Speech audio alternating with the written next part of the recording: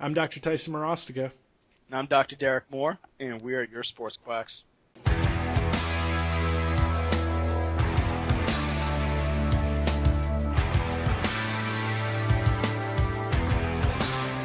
All right, sports quacks. Today we'll be talking about marketing and building a proper referral network within your practice. So, coming from an associate position in myself, and then Tice coming from opening up his own clinic right out of school, we've had our fill of trial and errors, finding out what works, what doesn't work, and then what might also work for you may not work best for us, depending on whatever location or situation that you're in. So when I was primarily in DC, the hardest thing that I had to do when it came to marketing was trying to uh, create an individual type of persona within the practice, and then on top of that, when I'm outside marketing, try to market the practice. Whereas if you are just the only chiropractor in the clinic, you market yourself, you're marketing the clinic at the same exact time. There's no reason for you to try to sell yourself within your own clinic. You have no competition there. You're just going against you versus everybody else who's out there. So for me, the hardest thing that I got from the marketing standpoint was really just the lack of knowledge. And I feel as though we hear this going into chiropractic school. We hear this while we're in chiropractic school, that there's an importance in marketing, and that, I mean, they have marketing courses. And even for some strange reason, when I get out there, what I learned in the marketing courses weren't even the most important things that you had to know about marketing. Um, and that's all I think, at least, and I know Ty's gonna agree with this. It was a time differential. The guy teaching us marketing practiced in the 70s and the 80s, Yeah. and his marketing tools and his marketing course had no discussion on how to increase your SEO, how to build up your website and your online presence. I would be surprised if he even knew what Instagram or Twitter was. He was going to he was still referring to diners, going to Yeah. diners and buying coffee at 5 different diners, and that's just not in our society. That is just in our culture today. That's just not how it works. No. So when you start to look into what location that you want to practice in, you you first have to figure out an identity, and then within that identity, how you're going to sell that identity to other people to make them want to work with you. But if you go into a population thinking that you're just going to assume the identity of that population, i.e., I don't know how to golf, but there's a lot of golfers here, so I'm going to pretend to be the golf guy. So when I put injuries on my website, I'm just going to put golf injuries. What does that mean? Like, I've seen that way too often where I'm looking through a Kyle's website and they're like, we treat golf injuries. What does that mean? Because a golf injury is just a normal injury. It just happens to happen to a golfer, and like that, like, it doesn't really make any sense to me. But Tice, when it comes to marketing, and how did you feel going into your practice with Okay. what you learned? So, okay, here's the reality. I knew nothing about marketing, and here's why. Is because the information we got in school was not there, right? And like you said, we live in a time where if you don't know how to build an online presence, you don't know how to go out, get your website going, create SEOs, be able to get ads, be relevant. You don't know how to do those things, you're in trouble. And guess who didn't know how to do them? Me. And I lost a lot of money trying to I was desperate at first. And I'm going to share with you guys my follies because I blew it at first. I went and I paid for someone to make my website for me. And guess what that got me? An ugly website that was not keyworded, not SEO optimized, nothing. I then talked to a guy who said, "Oh, don't worry, I'll get your website to the top of page one in Google." And I go, "Oh, that's wonderful! I can't wait." And then he sent me a bill for it, or he sent me like a thing. I wanted $1,000 up front, and then he wanted $700 a month to do my keyword optimization. And I was like, I looked at my wife and I went, well, we're starving. We're not eating. Like, I can't do this. And then you know what I did? I actually got on WordPress. I took a day where my office was not busy. I sat down. I sat down for 3 hours, and I learned how to use all of it. I knew exactly how to keyword optimize, and I realized that guy wanted to charge me I say it was $700, or was it it was $700 a month. I realized that guy was going to make $700 a month getting on for 5 minutes, writing a 300-word blog, and calling it good. That is the life right there. Right. You can get suckers to buy into that, man, you're killing it. So sorry, that was a long story. That was way off. But when it comes to marketing and it comes to getting out there, the number one thing is learn who you are as a person, right? What is your strength? Because if you hate getting in front, you don't like talking to random people like on the street, like, guess what? Don't do spinal screenings. Don't go in and do those things. Number one, spinal screenings are stupid, and 90% of the people that come in see right through it, because you're going to call a listing on every single patient that you see. Because guess what? Most people don't have mobility, but you're going to call a listing and don't do that. Sorry, just don't do that. There you go. Just don't. Just don't do that. So, have you thought about it? Don't. Don't do it. Just don't do it. There's better ways, right? Yeah. Biggest thing when it comes to marketing, and if you really want to streamline your marketing, find power partners. Find people in your area and relate to them, connect to them. People that see a lot of people in the demographic that you want. Do you want to treat geriatric patients? Well, go to a retirement community and see if you can get up and speak. If you want to treat golfers, go to a golf course, talk to the golf professional, know your role, stay in your lane, and say, hey, I'd love to treat. I like treating injuries. If you know something about the game, talk about the game, but don't act like you know what you're doing. They know a whole lot more than you know. If you want to treat, I don't know, you want to help get people out of pain, go talk to primary care. Go talk to your marijuana dispensaries. That sounds really stupid, like, to say that, but like, go do that. Go build connections in areas that people have pain. Be methodical with what you do. If you're just out there, shooting the shotgun and just seeing, trying to get everyone in, you're gonna just end up beating your head against the wall, and you're gonna absolutely hate life, because that's not fun. Right, and you also have to remember too, if you're working within a clinic, and you're the only doctor, anytime that you're marketing, that's time that is either not in the office or time away from your family. Yeah. And that can definitely, even though at first you might think, oh, I can handle that, that can really create a large problem for you, because every time you can easily start saying yes to way too many opportunities, and then you're not going to have enough time to do that. So like Tyson said, you have to be methodical. You have to really try to figure out, what is my in? Who am I as a clinician, and then how am I going to market that? As a sports-centered chiropractic office, if you know a lot about the sport, it's not necessarily your selling point, but it's an easier way for you to have an icebreaker when you're discussing it with them. Mm-hmm. Because if you know about swing mechanics and about what you normally see in a faulty golfer who has back pain, you can bring that up when you start to discuss how you can help with the golf pro.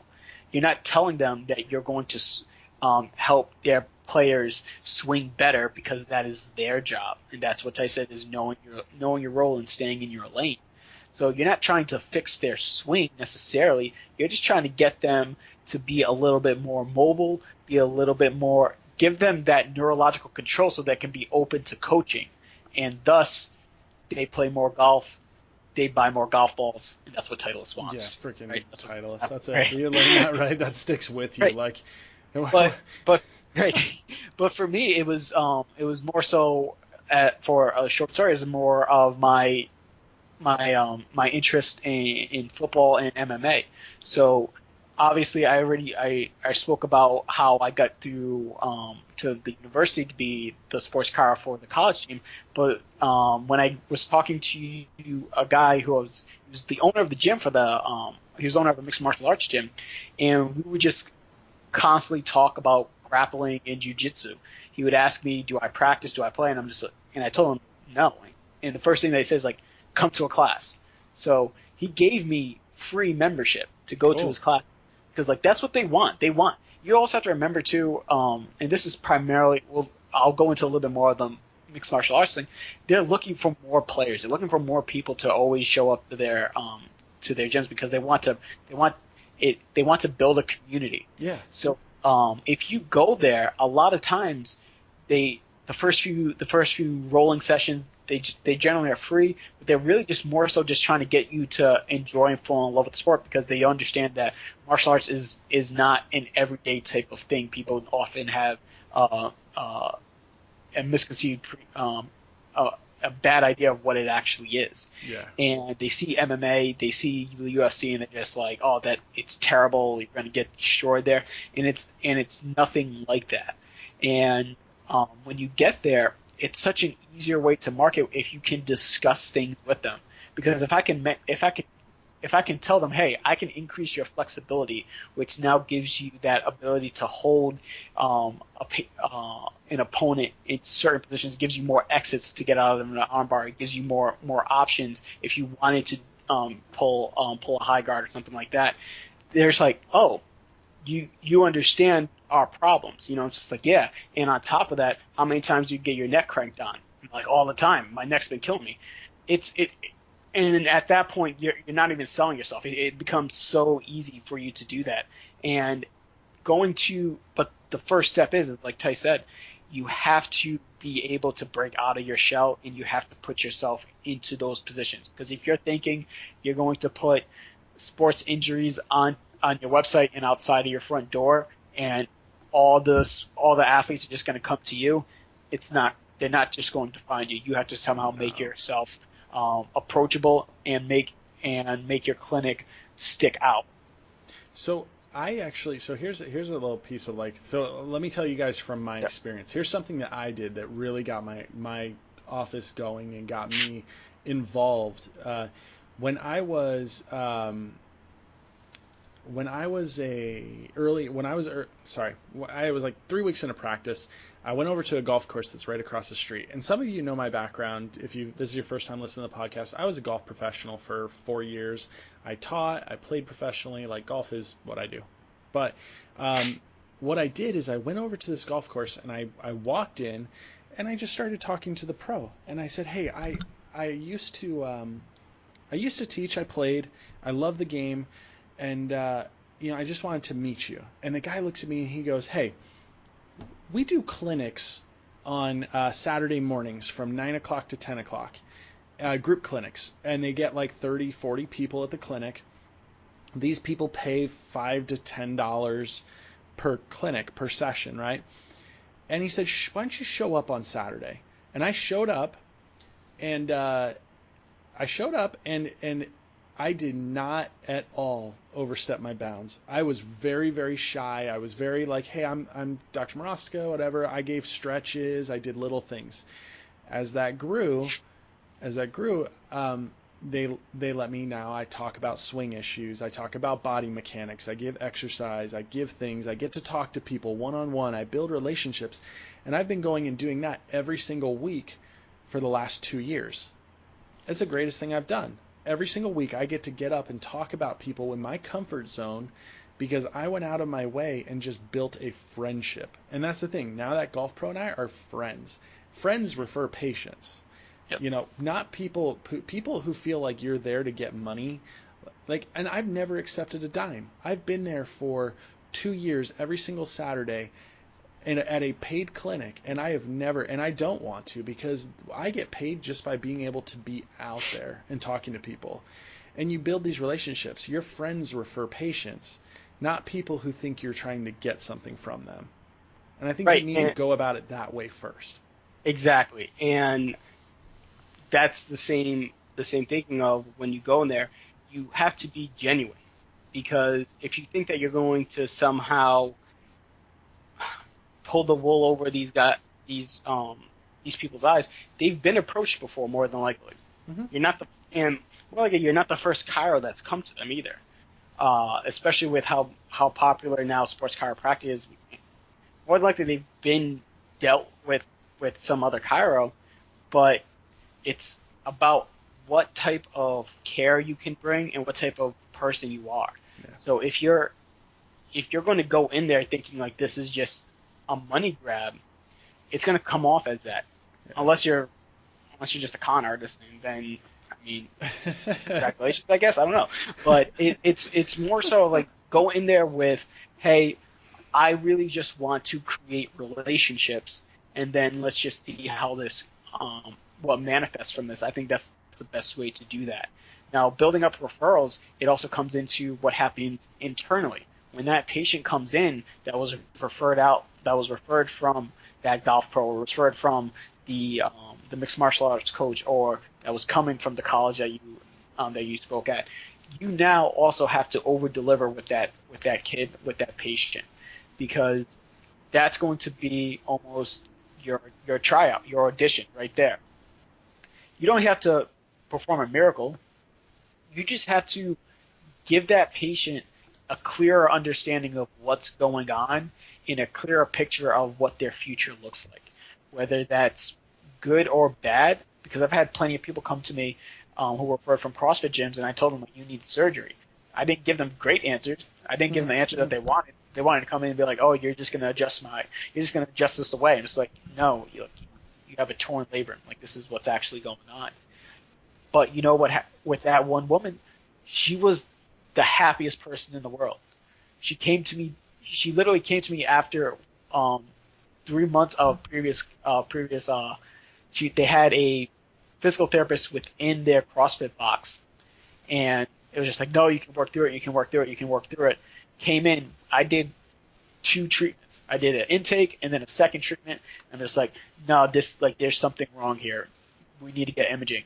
She had a 95% full tear of her labrum. Ooh. And she was just a tank. She was just a tank of a woman. She didn't care. She was just like, well, I can push through this. I can push through this. I'm just like, listen, you can push through it and just get the 100% tear, or we could just fix it now and then get you back into it. And she was like, well, how long is it going to take? I'm like, well, it's going to take longer if we just let it completely fall apart. We know what's going on now. Let's just get it done correctly, and get you back for the next season. And she was like, okay, why didn't anybody else find this? And it's just like, hey, listen, I don't know what they're doing, but this is how we operate. And at that point, that's how you sell your clinic. Yeah. It's just more like, this is how we operate. We get the right diagnosis at the right time, and we don't string you along. And by that, that's how you build your internal marketing, because now that patient, even though they might have not had the news that they liked, they got the answers that they needed. And when anybody else is looking for answers, they're going to be like, hey, I know a guy who can at least direct you to the right person. Yeah, They'll send you that person. This is the time for our over delivery speech, right? Right. Like, you want patients to refer to you, over deliver. Give them more than what they pay for. Give them something special. Give them a unique experience, and then ask for referrals. Don't go from it like, oh, I need to treat your family and friend. You can say, hey, I'm growing my business. I would love it if you would mention my name to family and friends, or someone who might be in pain. I'd love to work with them. There's nothing wrong with asking patients. Like, and that's a people want to refer to someone who takes care of them. And if you take care of your patients and you give them a good experience, and that's when you can grow from within. You aren't going to grow from within if you're cold, if you're non-communicative, you're spending, 2 minutes with people. Like, people want to build relationships. You want to build relationships with your chiropractor, right? Yep. So And do it. and that's right. That's like I said, is you have to create. Especially, I think it's even more so important when you first start out, is we always hear about that orthopedic surgeon who has like terrible bedside manner, but it doesn't matter because he's generally seeing that patient awake for like an hour altogether. Mm-hmm. When it comes to, hey, what's going on? This is your MRI results. These are your options for surgery. That might take 30, 20 minutes to talk to you. They're going to see you before your surgery, and then you're going to be passed out. They're going to come back after you wake up, after your surgery's done, and then you might have a 5-minute follow-up in 6 months, and then another 5-minute follow-up in a year. But so they don't need to have that bedside manner. But as a chiro, you're going to see this person a lot. Yes. Even if it's for 15 minutes, that's still, if you see them 10 times, that's over like 2 hours. Mm-hmm. And if I don't like you, I'm not going to want to talk to you for 2 hours. It's just not, it's not going to be conducive. Like, I'm not saying that you're not going to have those patients who you just don't gel with, but you continue to work with. But if they don't like you right away and you're not over delivering, you might be delivering, but you might not be giving them a little bit more. The odds of them continuing with care might reduce just because of your attitude. So if you notice that you're just a jerk, that's something you immediately have to work on. See, that's a huge thing right there. Like you have to be able to connect with people, and you have to be able to get involved. You don't need to know personal details. Like you don't have to like ask them the ins and outs of like their life and their family and stuff like that. But you've got to be able to connect and show interest in what's going on in their life. And I think that comes from I think to be honest, a big thing is asking them how their injury affects their life. Yep. Like get that connection of, hey, yeah, well tell me about how your back pain. Tell me how that affects you. And I had a guy come in. It was really interesting. Like, and it sounds stupid because it's like what they tell you in school, but how does your back pain affect your life? Well, I can't really make love to my wife. Mm-hmm. You might laugh, but people might laugh at that, but like that's a big deal to people. Like you have to be able to say, like, connect with them and say, well, let's get you back on the horse, bud. No, that sounds really bad. Well, sorry. I mean, you just referred to his wife as a horse, but it's all right. right. Yeah, I probably just got smacked. I would never say that to a patient. I didn't say that to him. I swear to you guys, I didn't say that. But let's get you back in the game. Like, and there's big things that's a way of connecting to patients that, that's a big deal. Being able to draw similarities in your life, be able to talk to them, be able to ask them questions, spending time talking about them, not talking about yourself, not complaining about your life. Like, that's big things, Yeah, and once again, we're not asking you to become best friends with your patients, but I think by creating an atmosphere of that they would like to go, like, it sounds weird, but that they enjoy going to their chiropractor is very, very important. And PTs, I know, complain about it the most about how people rave about their chiropractors, because they even use that term, my chiropractor. My chiropractor does this. Why doesn't your chiropractor do that? A lot of people don't talk about physical therapists in that, hence they're like, oh, I get physical therapy here. Yeah, I usually go to that physical therapist. But it's not like, oh, my physical therapist that often. It's usually that those terms, it sounds like a term of endearment, my chiropractor. Mm-hmm. So if you can create that atmosphere where that patient really leans on you for information and for care, you can easily start to cultivate a more prosperous environment, and actually will start to get into the community with that attitude. Because now, whether it's going through your local church or your local organizations, ours is primarily through sports, you can start to touch other people by just having that patient talk about you in those settings.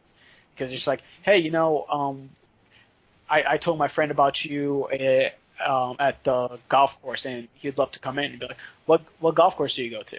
Oh, all right, yeah, I know the golf coach X person. You should go talk to that person. He's a great guy. I'm like, oh, great. Because now you're building relationships with that patient and other people, hoping that ideally it will work its way around. And I think that's one of the one of the benefits of referral networks is you're trying to also build out referrals. You want other people to also look at you as a referral source too. You can start giving your patients, finding out who their primary care is, and then if they don't have one, make sure that they get one, and then send them to somebody that you trust and that you think is reputable, and then hopefully once that doc starts to see a stream of patients come in, they'll start to reciprocate that, or at least know if you start to send them somebody that patient is in need of some extra added care, and they might actually take that person in and be a little bit more uh,